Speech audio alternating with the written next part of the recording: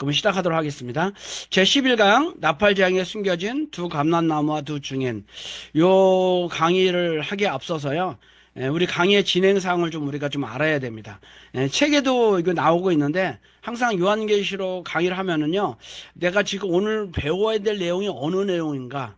왜 이런 일이 일어나는가? 이거를 우리가 조금은 알아야 됩니다. 그래서 왜냐하면 이유가 이 요한계시록은 어떻습니까? 미래의 사건을 기록한 책이잖아요. 근데 우리가 알기 쉽게 그냥 평이한 언어로 기록한 것이 아니라 잘 알지 못하도록 영적으로 기록했어요. 우리는 그것을 상징으로 기록했다라고 얘기를 합니다. 그렇기 때문에 이 상징으로 기록한 것을 보려면 뭔가 그걸 보는 시각이 있어야 됩니다. 우리는 그걸 뭐라 그럽니까? 하나의 눈, 한 시각. 그래서 우리는 하나님의 뜻으로 풀어간다라고 합니다. 그래서 본장에서 어떤 일이 일어나고 있는가. 사건의 내용을 알아야 되잖아요. 뭐 그냥 뭐 큰 용이 나가서 뭐 어떤 걸 갖다가 뭐 여인을 핍박하고 뭐 어떤 근데 그 사건의 내용을 일단은 좀 우리가 좀 잘 알고 그렇죠? 현장을 잘 알고 두 번째는요. 여기 나온 것처럼 왜 그런 일이 일어나는가? 그렇죠? 왜라는 얘기를 알아야 됩니다. 중요한 얘기입니다. 왜 그런 일을 할 수밖에 없을까요? 선미령 상황 2000년에 예언한 거니까 분명히 목적이 있을 거라 생각하거든요. 그래서 계시록 예언이나 선미령 사건은 어떤 상황을 예시하기 때문에 그 상황에 대한 얘기를 좀 알아가야 됩니다. 요거를 먼저 우리가 알고요. 그런 입장에서 우리가 오늘 그 공부할 거는 여기 10장하고 요 11장 요거를 공부할 건데 요거를 좀 아셔야 됩니다. 그래서 저는 그런 생각을 많이 하죠. 요한계시록 어떤 책입니까? 라고 물어보면 에, 어떤 책이죠? 계시의 책인데 종말과 재림에 대한 책이다라고 얘기를 합니다. 근데 많은 사람들이 얘기할 때 심판이라는 얘기를 많이 하잖아요. 종말. 그래서 지난주에도 얘기했지만 요한계시록을 풀어가는 가장 큰 첫 번째 그 이유를 대자면요. 다른 책하고 좀 이렇게 차별되는 사실은 종말을 얘기하면 요한계시록뿐만이 아니라 마태복음에도 26장에 24장에 종말의 얘기가 나오고 있고요. 누가복음에도 나오고 있고요. 그다음에 말라기서 구약의 마지막 책인 말라기서에도 나오고 있어요. 성경에는 많은 부분에 대해서 종말의 얘기가 나오고 있는데 그 종말의 이야기하고 요한계시록에서 나오는 종말의 이야기가 어떻게 다른가를 아셔야 됩니다. 어떻게 다를까요? 똑같은 종말인데요. 근데 다릅니다. 이유는 뭘까요? 요한계시록에서는 왜 종말이 와야 되는지 원인을 이야기하고 있습니다. 어떤 원인 때문에 이러한 결과가 벌생될 수밖에 없다. 그 결과는 어떤가? 하늘이 무너지고 땅이 무너지고 해가 떨어지고 뭐 이런 거겠죠. 근데 우리는 그렇잖아요. 아, 종말은 왜 와야 됩니다. 원리적으로 보면 인간이 타락했기 때문에 와야 됩니다. 아니면 이 세상이 너무 엉망진창이야. 그래서 새롭게 빚어야 돼. 그래서 와야 돼. 뭐 이런 그런 당위적인 원리적인 해석도 있지만 뭔가 더 구체적으로 와야 되는 이유가 있어요. 그거를 설명해 주는 것이 요한계시록입니다. 그래서 지난번에도 말씀드렸지만 여기에 나오는 요한계시록 가장 중요한 장이 몇 장입니까? 첫 번째 시작은요 6장인데 6장. 일곱 인이죠. 여기 써 있죠. 6장 일곱이 써 있죠. 요한계시록 종말에 오는 이유는요. 6장에 네 가지의 말이 나옵니다. 첫째 말이 뭐죠? 흰말. 두 번째 말이 붉은 말. 세 번째 말이 검은 말. 네 번째 말이 청황색 말입니다. 이 네 말이 결국은 말세를 오게 하는 원동력입니다. 뭔가 문제라고 얘기를 할 수는 없지만 이런 사건이 실제적으로 벌어졌다. 그래서 많은 사람들이 피해를 보고 있었다. 왜? 순교자의 신화는 거예요. 억울하게 사람들이 많이 죽었다는 얘기죠. 그래서 이 억울함을 좀 풀어주십시오. 그것을 단적으로 보여주는 예가 뭐예요? 그런 현상이 천재지변이 일어난다. 하늘에 해가 떨어지고 별이 떨어지고 제가 지난번에 설명드렸습니다. 불의 상징, 해의 상징, 뭐 달의 상징 뭐 이런 거 드렸습니다. 그래서 요 일곱인이 되어지고 나니까 마지막 일곱 나팔을 분다는 얘기죠. 일곱 나팔은 뭐냐 하면요. 예. 이 네 마리 싸워가지고 누가 승리를 잡는 거예요. 한 말이 승리를 잡아요. 그 잡는 게 일곱 나팔입니다. 그래서 요 일곱 나팔을 불면 아, 일곱 일리는 떼면 일곱 나팔이 나오는데 일곱 나팔의 재앙이 나오죠. 그래서 첫 번째, 두 번째, 세 번째 계속 우리에게 재앙이 떨어집니다. 해달별도 떨어지고요, 황충도 등장하고요. 그래서 한 다섯, 여섯 번째쯤 됐을 때 어떻게 돼요? 요거 11장과 10장과 11장이 삽입장면으로 등장하는 거예요. 그래서 원래 시간적인 순서로 본다면 그 논리의 전개로 본다면요. 6장에 7인이 있었을 때 맨 마지막 7인의 7나팔을 불면 7나팔의 첫 번째 나팔, 두 번째 나팔 쭉 해서 7번째 나팔이 나오고요. 7번째 나팔이 끝나면 7대접이 또 나옵니다. 맨 마지막에. 그래서 15장부터 쭉 시작을 합니다. 근데 좀 이상한 거 하나 있죠.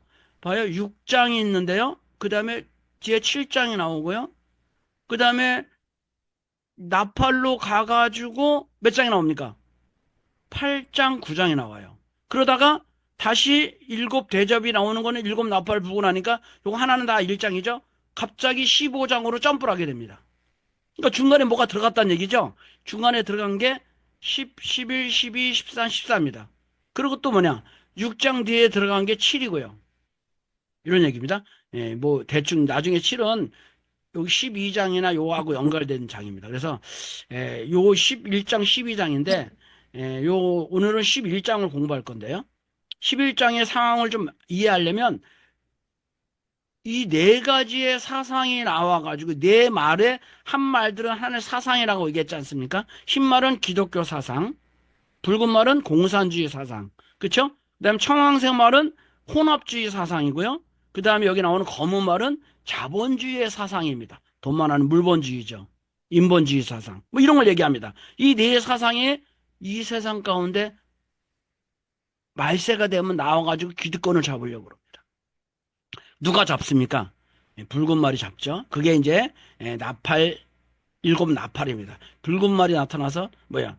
흰 말도 깨고 복음주의도 깨고 자본주의도 깨고 그쵸? 그런 상황을 보여주는 게 7나팔이야. 그러니까 그렇게 세상이 혼란하니까 하늘에 볼 때 어떻게 해야 됩니까? 가만히 당하고만 있어야 됩니까? 아니면 그것을 이겨나가야 되겠습니까? 당해야 됩니까? 이겨나가야 됩니까? 이게 필요하죠. 그래서 지난번에 얘기했던 이 10장은요, 그것을 당해내는데 이 7나팔로 일어난 재앙을 이겨나가는데 어떻게 이겨나가는 거야? 내적인 말씀과 사상으로 이기려고 노력하는 것이 10장이었습니다. 그래서 10장의 맨 뒤에 10장 11절에 나오잖아요. 임금과 나라에게 다시 예언해야 합니다. 그러니까 다시 예언한다는 얘기는 뭡니까? 야, 기존에 있는 말씀으로는 안 된다. 기존에 있는 말씀이 예수님과 더불어 복음주의를 할지라도 그것이 성서라 할지라도 하나님의 뜻일지라도 그 말씀 갖고는 안 돼요. 그래서 10장에는 뭐라고 나왔습니까? 작은 책을 하늘에서 주었는데 그 작은 책을 입으로 먹어버리는 거 여러분 아시죠? 배 입에서는 다나 배에서는 쓰니라 그랬어요.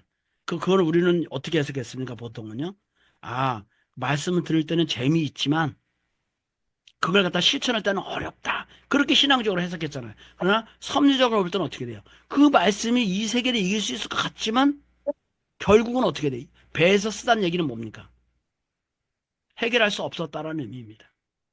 그래서 왜 해결할 수 없어요? 7장에 나오는 새로운 하나님의 인연으로 하지 않으면 해결할 수 없습니다. 그 7장이 재림주의 말씀이죠. 그래서 내적으로는 안 됩니다. 야, 그러면 가만히 있을 수가 없잖아요. 그래서 오늘은 외적으로 나팔 재앙을 막으려고 하는 노력입니다.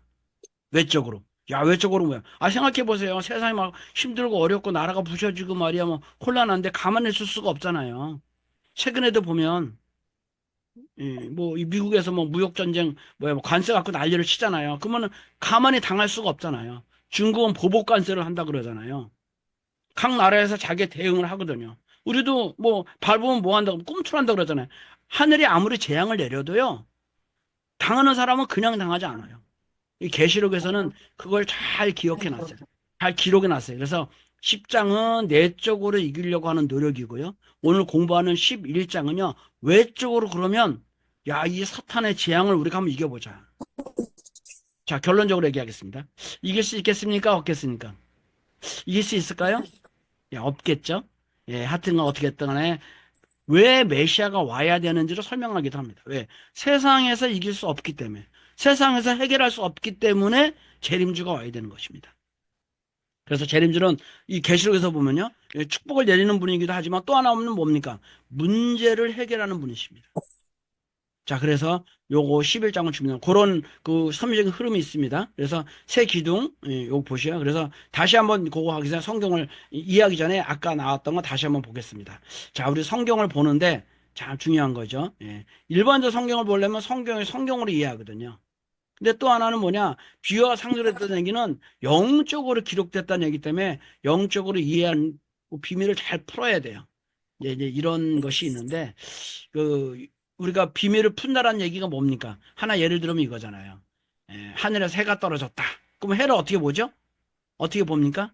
기억하고 있으시죠? 창세기 37장에 보니까 요셉이 꿈을 꿨는데 꿈에 해와 달과 별이 절했습니다라고 얘기했어요. 그래서 우리는 해가 야곱이고 달은 어머니이고 별은 추종자입니다. 그래서 해가 떨어졌다는 말은 어머니가 사명을 하지 못하게 된 것입니다. 라고 얘기를 해서 우리가 풀잖아요.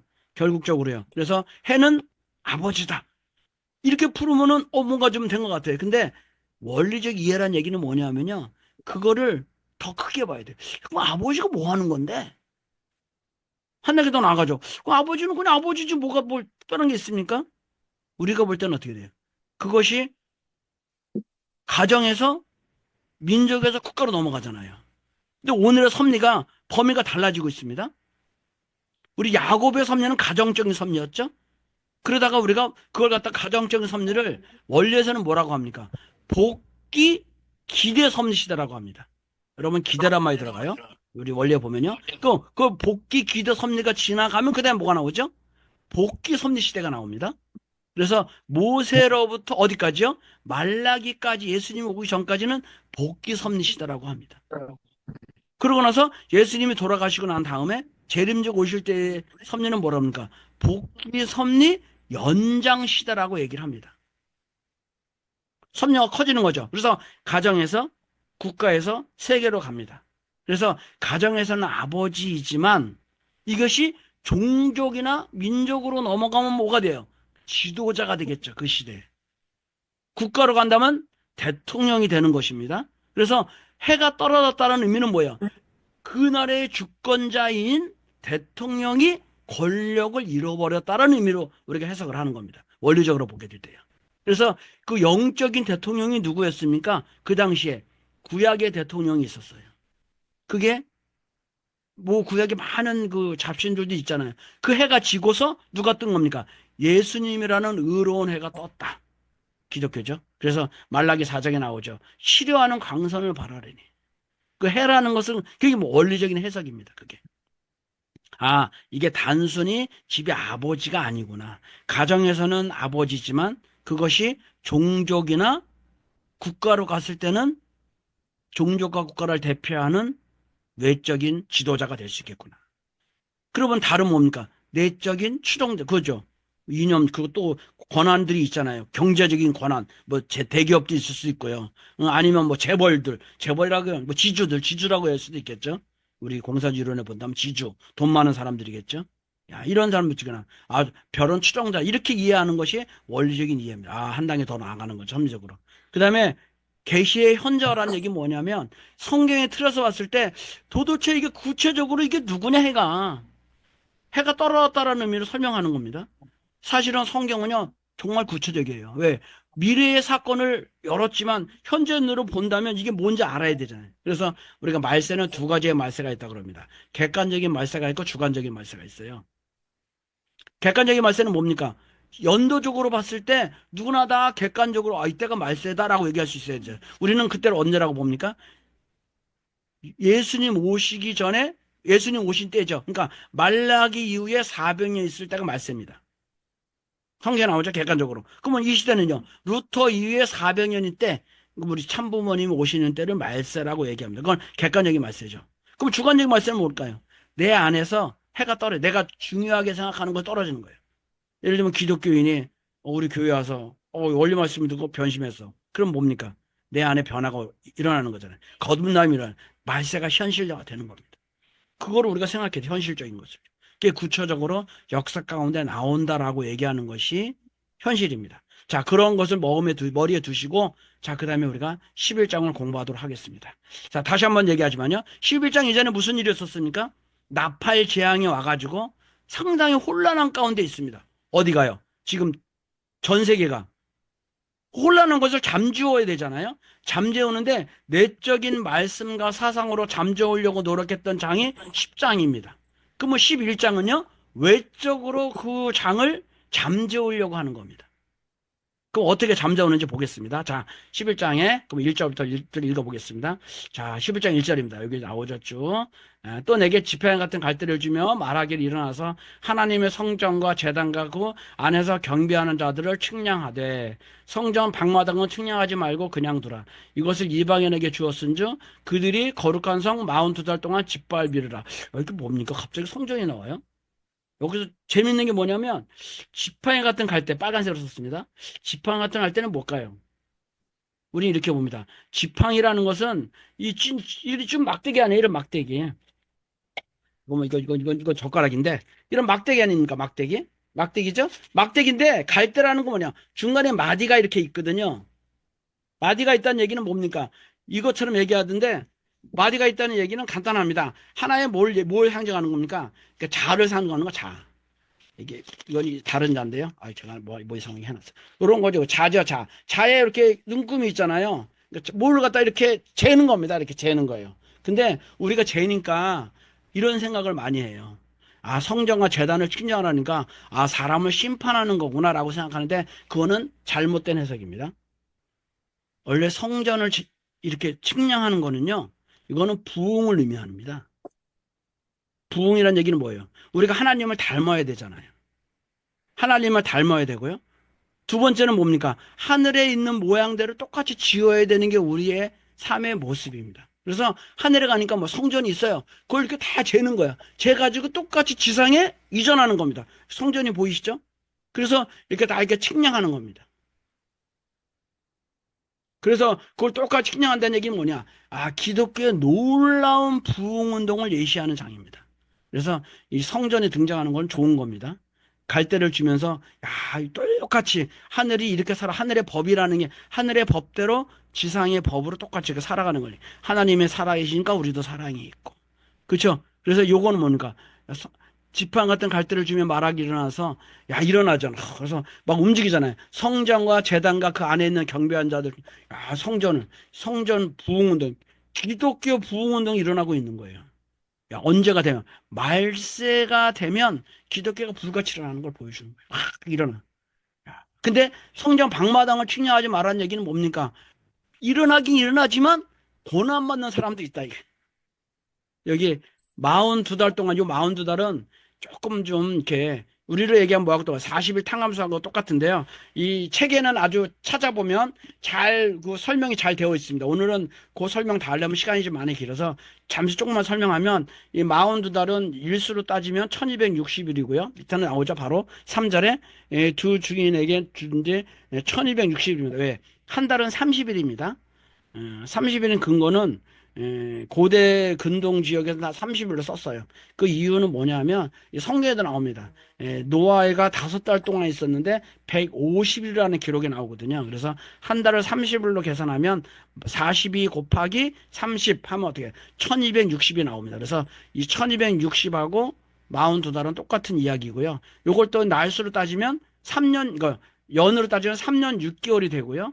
요걸 또 뭐 때로 나중에 보면 나와요. 한 때, 두 때, 반 때라고도 합니다. 그래서 3년 6개월, 그 다음에 42달, 1260일 다 똑같은 이야기입니다. 하여튼 이런 그 탕감 기간을 의미합니다. 하여튼 이런 게 있어요. 그 기간이 지나가는 거예요. 지나가야 돼요. 그 우리 1260일은 우리가 우리로 얘기하면 뭡니까? 동시성경 역사가 다 지나가야 됩니다. 그래서 하여튼 그 기간 가운데 뭐가 나오는 거예요? 두 등장이 11장 3절 나오죠. 뭐라고 됐습니까? 내가 나의 두 증인에게 권세를, 이 두 사람에게 권세를 준다는 얘기죠. 야, 요거 잘 이해해야 됩니다. 나의 두 증인에게 권세를 주이니. 그쵸? 야, 이 두 증인에게 뭘 주는 거예요? 막 가서 이 두 증인의 결과적으로 말하면 뭐 얘기입니까? 이 두 증인이 가가지고 어떻게 하라는 얘기예요? 아까 그 나팔 재앙에서 일어난 사람들을 다 처부수란 얘기 아니에요. 그러니까 뒤에서 나오잖아요. 이 두 사람이 누구냐? 11장 4절에 내가 잘 이해해야 됩니다. 그들은, 이거 성경 중요합니다. 왜냐면 이걸 잘못 오해하는 사람들이 있어서. 이 그들은 이 땅에 주 앞에 서 있는 뭐예요? 감람나무와 두 촛대니라고 돼 있어요.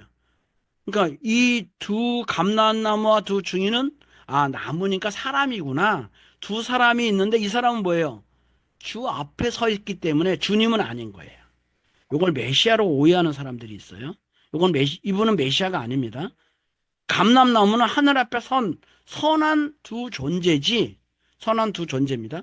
이게 메시아가 아니에요. 왜? 주 앞에 서 있으니까. 주님이 아니죠? 성경에 나왔죠? 두 감람나무니까 뭐야? 결실을 맺은 사람이야. 촛대는 뭡니까? 촛대는 교회입니다. 교파, 하나의 세력입니다. 계시록 1장 20절에 나옵니다. 촛대는 교회인이라고 해석이 나오니까 그거 보시면 되고. 근데 이 사람들이 어떻게 합니까? 이 둘이 누굴까요? 자요?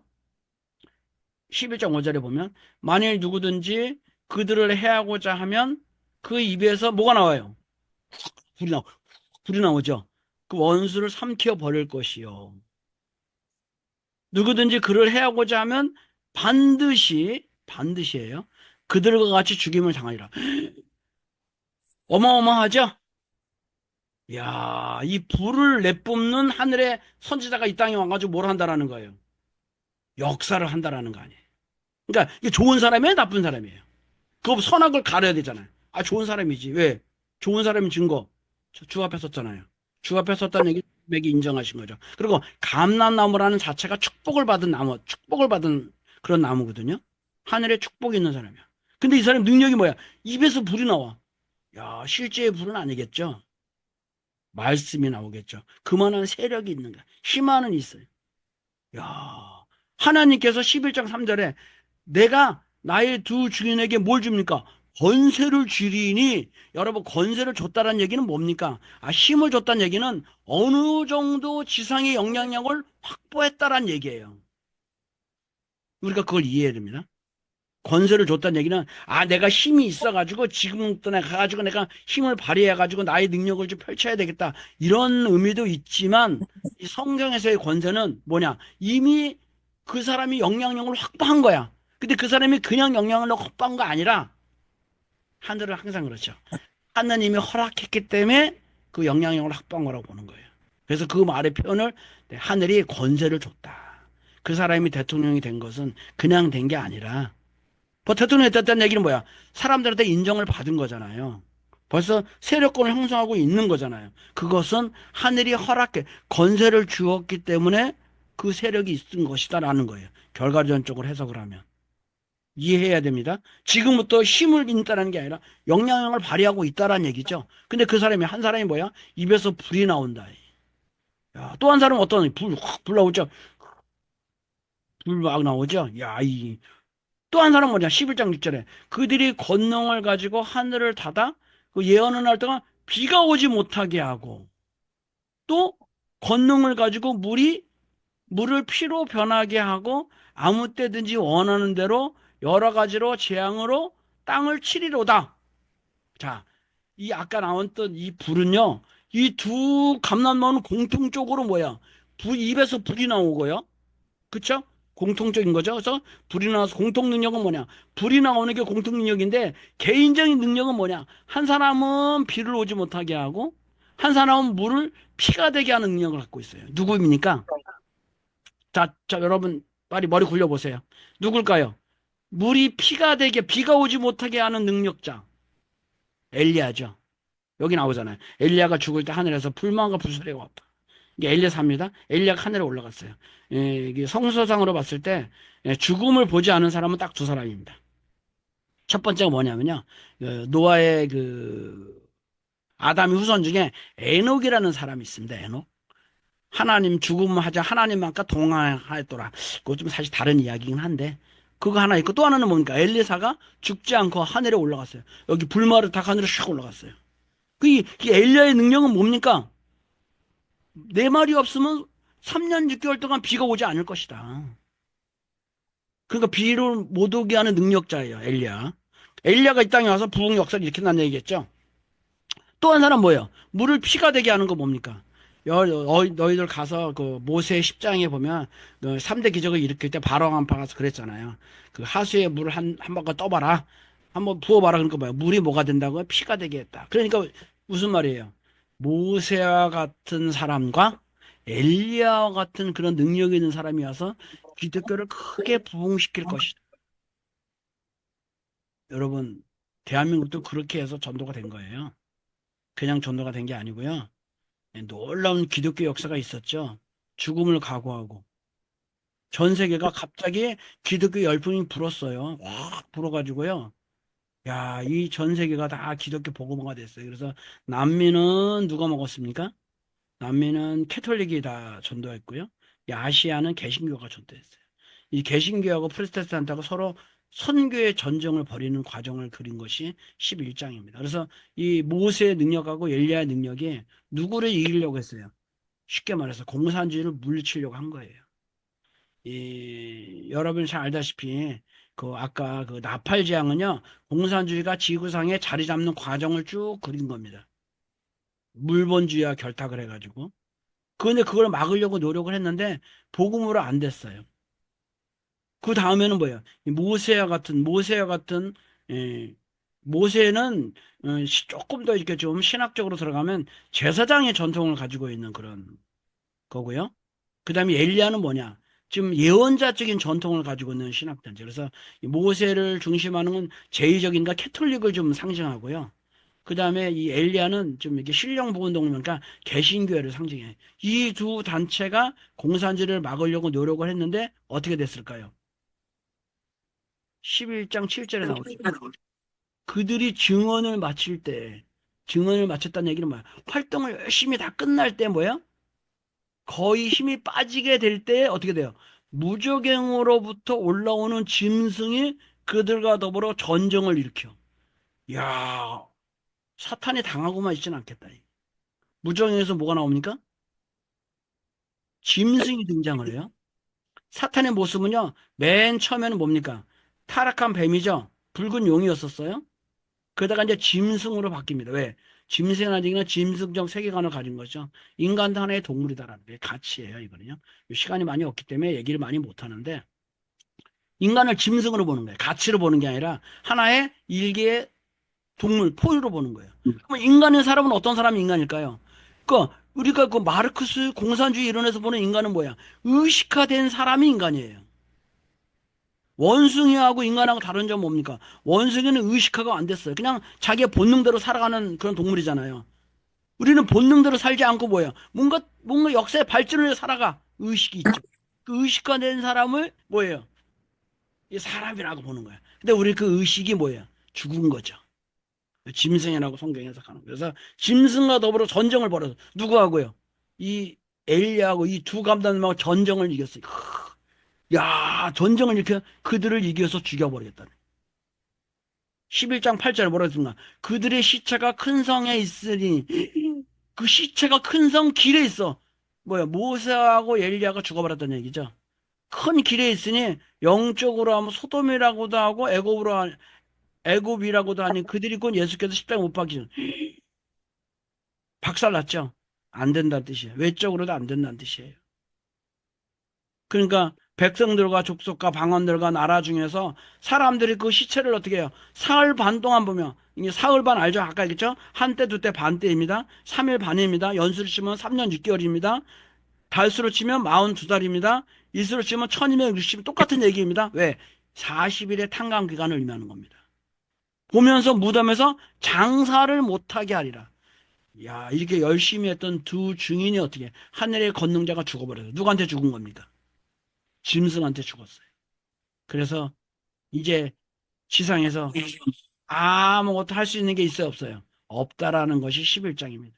외적으로도 내적으로도 안 돼. 말씀으로도 우리는 사탄을 물리칠 수 없어요. 외적인 힘으로도 사탄을 물리치려고 했지만 결국은 졌습니다. 이게 11장의 이야기입니다. 그러고 나니까 이제 나오죠? 둘째 화가 셋째 화가 등장하는 거야. 야, 그러니까 11장 10절. 이 두 손이 다 땅에 사는 사람을 괴롭게 하는 거로 땅에 사는 그 사람의 죽음을 즐거워하고 기뻐. 와, 즐거워 너무, 왜 우리가 이겼으니까. 하늘편은 졌고 서탄편은 이겼어. 그러니까 막 너무 신나잖아요. 그러니까 너무 안타깝잖아요. 그러니까 다시 한번 얘기 나오는 거예요. 3일 반 후에 하나님에서 한참 3일 반 후에 탕감 역사가 끝나고 나면 하나님으로부터 생기가 일어나서 그들이 일어나서 구름 속으로 하늘에 올라가니 큰 지진이 나서 다시 한번 말세에 그런 것이 있고 나서 그 다음에 어떻게 돼? 새로운 시대가 올 것이다. 그래서 그것이 하늘의 세력이 죽었을 때, 그렇죠? 중요한 사실입니다. 하늘의 세력이 죽었을 때 그 두 감람나무와 두 증인이 기독교의 세력이 사명을 하지 못할 때 뭐라고 됐습니까? 둘째 화가 지나갔으니 보라 셋째 화가 속히 이르도다. 화가 세 번을 예언했어요. 화화화라고 얘기했어요. 제가 여기서 기억나시죠? 여기 이렇게 보면 뭐라고 되어 있습니까? 야, 여기에 일곱 나팔 재앙 가운데 쭉 내려오면 여기 나오죠. 여섯째 나팔에 말의 꼬리에 화화화가 있으리라. 이런 얘기를 하거든요. 그래서 사실은 우리 얘기 많이 합니다. 에, 세계대전, 첫째 화는 세계 1차 대전, 둘째 화는 세계대 2차 대전입니다. 그 성경에 왜 그런지 푸는지는 잘 나와 있습니다. 그런데 그것을 막을 수 있는 비법은 뭡니까? 막을 수 있었어요. 왜 막을 수 있었어요? 기독교 나라들이 단결해가지고 잘했으면, 예? 그 독일의 2차 대전, 1차 대전 다 막을 수 있었어요. 그래서 원리에는 뭐라고 써 있습니까? 기독교 국가 대 비기독교 국가로 나오잖아요. 두 개가 나와서 이렇게 싸우잖아요. 그게 있는 거예요. 그래서 그것이 지니까 결국은 셋째화가 이제 둘째화가 지나가서 앞으로 셋째화가 있을 것이다라고 예언이 나오는 겁니다.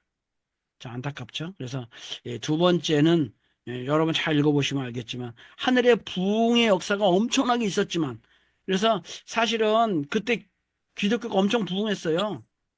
한국도 복음화가 되었잖아요.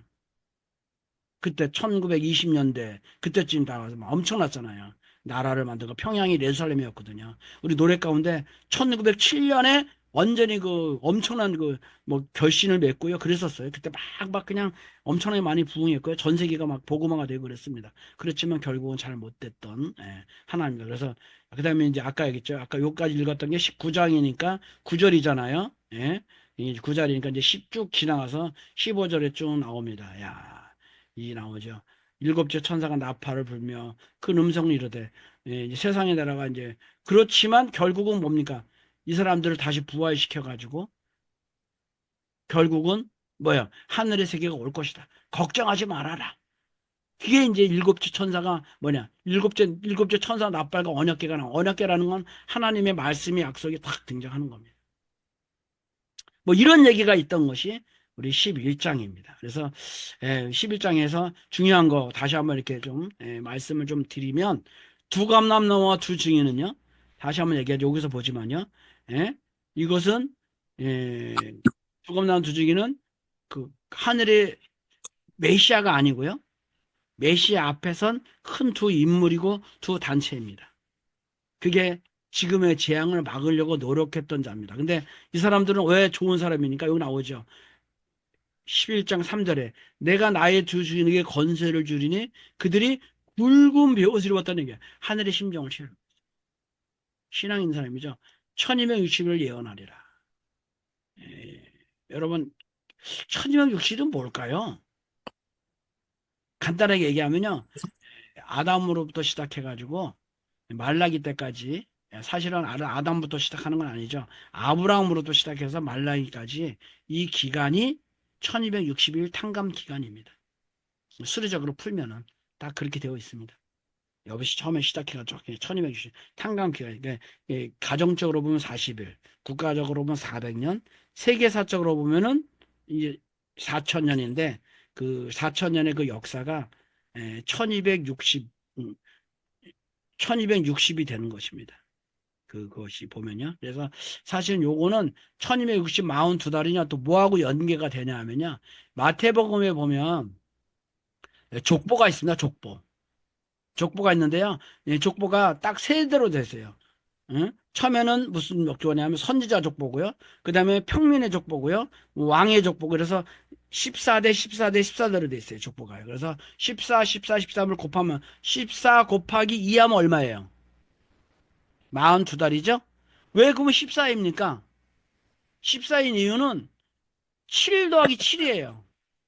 우리가 한 단계 성경 완성한다고 생각하게 되면 소생 7, 장성 7, 완성 7이잖아요. 그래서 21수가 완성의 자리에 올라가는 거거든요. 근데 타락이 어디서 됐어요? 장성기 완성급에서 됐거든요. 그러니까 타락한 걸 다시 탕감복귀하는 게 뭡니까? 그게 7, 7이니까 떨어지는 것도 7, 7 떨어지거든요. 또 7, 7 올라가거든요. 그래서 소생 장성을 복귀해 올라가는 거예요. 그래서 7 더하기 7이 14가 되는 거예요. 그래서 그것이 세 번 반복했기 때문에 42가 되고요. 그걸 날수로 치면 1260이 되고요. 그걸 갖다가 이제 한 대도 때 반대로 보면은 3년 아니 3일 반이죠. 예, 이게 되는 겁니다. 그래서 여기 어디 있죠? 아, 아까 있었죠. 예. 여기 있었죠. 여기 어디 있어? 여기 뭐야? 사흘 반 동안 사흘 반이죠. 3일 반. 한 때, 두 때, 반 때라고 하는 겁니다. 그래서 다시 얘기하면 뭐 시간이 많이 갔는데요. 예, 결국은 이런 기간을 거쳐서 이런 탄광 기간을 거쳐서 다시금 이 땅에 재림주가 오시게 되는 겁니다. 그래서 마지막으로 이렇게 결국은 누가 와야 되는 거예요, 이게. 마지막 예언은. 일곱째 천사가 나팔을 불었다는 얘기면 칠수잖아요. 새로운 시대가 열리기 위해서는 뭐예요? 옛적 때 지금 늙에서는 하나님이 오셔서 어떻게 돼요? 죽은 자가 다 심판하고 상 주시고 뭐 이러는 게 와야 돼. 하나님이 일이 오지 않으면, 재림주가 오지 않으면 어떻게 된다는 얘기입니까? 역사는 이끌어갈 수 없다. 꼭 메시아가 와서 풀어야 됩니다. 왜? 이 시대에 아무리 능력자가 온다고 해도 안 돼요. 캐톨릭도 안 되고 개신교도 안 되는 거예요. 모세 같은 사람이 와도 이 문제를 풀어갈 수 없고요. 엘리야와 와도 안 되는 겁니다. 계시록은 얘기하고 왜 누구만이 와야 된다는 거예요? 재림주만이 문제를 풀 수 있다라는 것이 11장의 이야기입니다. 그래서 우리가 마지막 우리가 성경을 하나 볼 때 이게 왜 이렇게 중요해요? 성경의 작은 이야기를 얘기하는 게 아닙니다. 다시 앞에 거 얘기하는데요. 성경의 틀에서 현실적인 것을 이해해야 돼. 맨 마지막이죠. 성경의 틀에서 현실의 적용을 우리가 봐야 되고요. 역사를 봐야 되고요. 그래서 야, 이 사건이 성장하는 건 뭘 얘기하는 건 도대체 뭘까?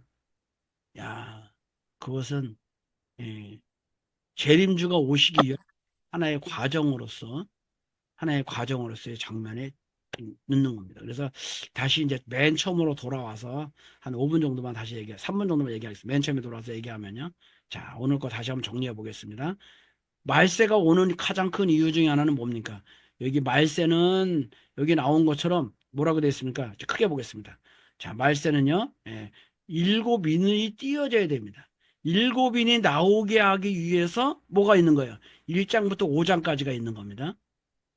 그쵸? 계시를 받고 독립성이 지나가고 하늘이 보여서 일곱 명이 띄어지는 겁니다. 일곱 명을 열어보니까 어떻게 돼요? 네 말이 튀어나와가지고 네 사상이 튀어나와서 아주 혼란한 사회를 만들었습니다. 그게 1900년대 19세기의 말의 현실입니다. 대한민국도 잊어버렸죠. 나라가 없어졌죠. 그래서 대한민국도 몇 년 헷갈리잖아요. 대한민국의 건국이 언제입니까? 지금도 여야가 싸우고 있습니다. 우리는 어디라고 생각합니까? 상해 임시정부가 우리의 건국이라고 생각하잖아요. 근데 어떻게 보면 1948년도가 우리의 건국이에요. 그때 처음으로 나라가 세워지지 않았냐. 이게 혼란해요. 이거 왜냐? 생각이 달라서 그런 겁니다. 이 말에 대한 이 사상이 다른 거죠. 그래서 이 말 때문에 많은 순교자가 생겨났고 그 현상을 보면 그래서 요 네 말을 일으킨 그 말세가 뭡니까? 이 네 말 중에 누가 주도권을 잡습니까? 이 붉은 말하고 검은 말이 많이 주도권을 잡죠. 흰 말도 있긴 하지만 그래서 이게 붉은 말이 주도권을 잡는 과정이 일곱 나팔입니다. 그래서 이 황충 공산주의 지난번에 얘기했습니다. 공산주의의 가장 큰 모습이죠. 가장 작은 때. 그 다음에 꼬리에 뭐가 있습니까? 말의 꼬리에 독이 있다. 젖는 것과 같은 골이 있다. 이거 지난번에 말씀드렸습니다. 그래서 이 나팔 재앙이 많이 일어나니까 이걸 해결해야 돼서 내적으로 해결하는 게 10장의 작은 책이고요. 외적으로 해결하는 게 오늘 얘기 나왔듯이 두 주인과 두 증인이에요. 두 감람나무입니다. 근데 모세하고 일레와 같은 사람이 와도 안 됐어요. 자, 그렇다면 여러분 이제 다음 주에 12장, 다음 주는 지금 말씀드리게 다음 주는 우리 행사가 있어서 천일성전 입궁식이 있고 우리 또 이제 목회자 총회가 또 내정돼 있고요. 다양한 행사가 있어서 다음 주 화요일 날은 휴강을 하겠습니다. 그리고 다음 주로 연기를 하겠습니다. 그래서 다다음 주 며칠입니까? 4월 8일 날 10월 22일 날인데요. 22일 날 12장을 할 텐데 12장에 메시아가 이제서야 메시아가 등장합니다. 왜 등장할까요? 그걸 여러분 잘 알잖아요. 그 여자가 아들을 낳으리니 장차 철장으로 만국을 다스릴 남자라. 그게 나오는 게 뭡니까? 12장 5절이에요. 여자가 아들을 낳는데 장차 철장으로 야, 뭐 만국을 다스릴 남자라. 그게 메시아죠. 재림주가 그래서 12장에 나오는 거예요. 왜? 11장까지 했는데 아무리 해도 안 되잖아. 그러면 이제 누가 해결해? 문제는 이 세 개는 해결해야 되잖아요. 그러니까 정점입니다. 22장까지 중간에 왔습니다. 그래서 메시아가 등장하는데, 메시아 보내주면 감 놔두겠습니까? 사탄들이 죽이려고 난리를 치죠? 메시아가 고난받는 게 12장이고요. 메시아의 고난받는 사탄의 모습을 보여주는 게 13장이고요. 그렇지만 결국 메시아는 승리합니다라는 게 14장입니다. 그러고 나서 미리 다 하고 나서 그 다음에 이제 뭐야? 어떻게 사탄을 갖다가 부시냐? 그게 이제 일곱 대접이 나오는 겁니다. 일곱 대접이 나와서 사탄을 다 부셔버리고 나니까 너무 사탄이 너무 허망하게 죽어버렸어요. 그러니까 너무 좀 안타깝잖아요. 그러니까 정리를 한번 해야 돼요. 사탄은 도대체 어떤 것이냐? 그게 17장하고 18장을 부연 설명하는 거예요. 사탄은 이런 놈이고, 응? 원래 이런 세력을 가졌고, 그걸 자세하게 다시 한번 설명해 주는 거예요. 사탄은 이렇게 생겼어. 뭐 이런 것은 이게 17장, 18장이에요. 자, 그러면 이제 우리가 얘기하죠. 사탄이 끝났으면 이제 하나님 나라 왔네요. 그게 아닙니다.